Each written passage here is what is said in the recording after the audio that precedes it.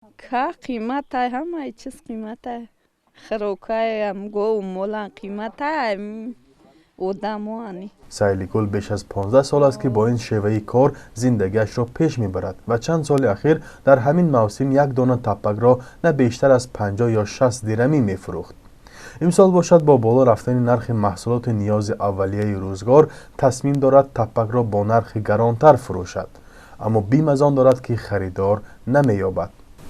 آدما می آوردن خوبچه 200 تایی همتری می گرفتن، 100 یا 150 همتری می گرفتن، ولی خیلی امسال نیومد هیچکه. بالاروی نرخ تپک نفرهایی را که چاره ندارند و به خریدن انگشت و هیزم نیز زورشان نمیرسد نگران کرده است.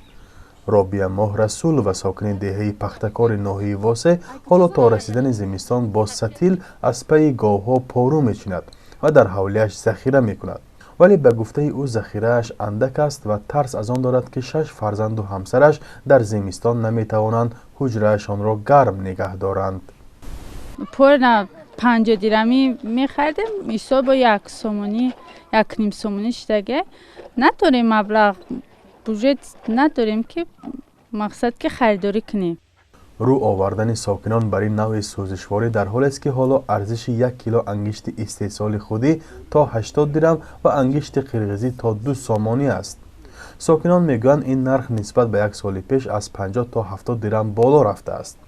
عین زمان نرخ نیروی برق برای اهالی قریب 23 درم است که نسبت سال گذشته 15% گران شده است. گاز طبیعی تقریبا در همه مناطق کشور دسترس نیست و به گفته ساکنان دریافت هیزم ارزان نیز یک امر محال است. حسابی چراگاه مثال کم از گاو مول که نیست، کمچین است، همین قیمت شده است، برابر همین محصولات که میاد است همین تپک هم قیمت کردن.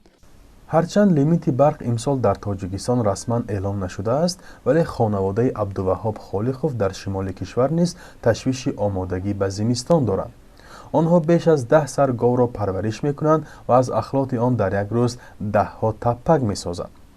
شروع از پختن خوراک در آتشدان تا تفساندن تنور برای نانپزی از لنده های پاروی چاروا استفاده میکنند و اضافه آن را به همسایگان و مشتریان میدهند.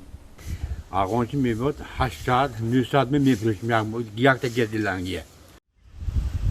طبق گزارش بانک جهانی ساکنان دهات تاجیکستان بیش از 25% بودجه خانواده ها را برای سوزشواری صرف می کنند که این در مقایسه با همه کشورهای آسیای میانه و اروپای شرقی بیشتر بوده است. ضمناً 70% اهالی تاجیکستان در دهات به سر میبرند و در فصل سرما برای گرم کردن خانه ها و آماده کردن غذا اساساً از 3 نوع سوزشواری تپک، هیزم و انگشت استفاده می کنند.